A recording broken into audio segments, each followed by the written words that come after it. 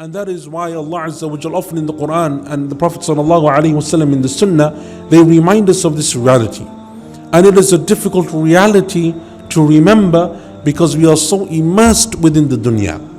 And part of that is true and it is natural and it is part of our existence and even our role as Muslims, that we as Muslims, we have to provide for our families. I have to provide for my children. I have to be a part of my community. I have to have time for my body and for myself and for my children.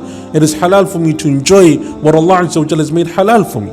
So part of that immersion in the dunya, it is part of that which Allah Azza wa Jalla has made a part and parcel of our lives. It is from the halal. But then what shaitan does, he comes and he dips our heads down so deep, down into the dunya, that we never come up for air. We never remember perspective. We never remember that this life is so temporary and so fragile, as we just saw in the janazah that we just prayed moments ago, that 1 minute you're here and the next minute you're gone. Today I'm healthy and tomorrow I go and see the doctor and I find that I have a debilitating illness and disease. Today I have everything that I could possibly want and tomorrow some calamity strikes me and my whole dunya changes. Today I'm happy and I'm content, but tomorrow is full of sadness and worry and anxiety. That is the reality of the dunya. And that's why the scholars used to say, for every day of happiness that you get, you'll probably have 2 or 3 of sadness. It's the dunya. It's full of trials and full of tribulations and full of calamity. And even for those people who don't suffer outward calamity, then within their hearts you'll find that there's a big hole. No contentment, no peace, no tranquility, no happiness. They live a life of pure anxiety and worry and stress because they don't have that tranquility that comes from turning to Allah and worshipping Allah subhanahu wa ta'ala. Man kana yuridu al-ajila. So if that is the goal that we want, that's what we're striving for, that's what we're working towards, then Allah Azza wa Jal will give it to us.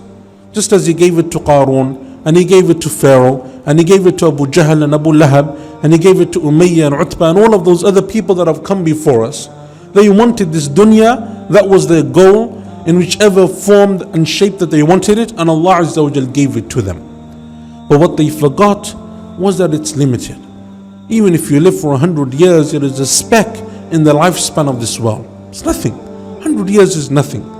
And those 100 years, out of those 100 years, when you take away sleep and you take away food and you take away work and you take away illness and everything else, how much do you actually take from the dunya?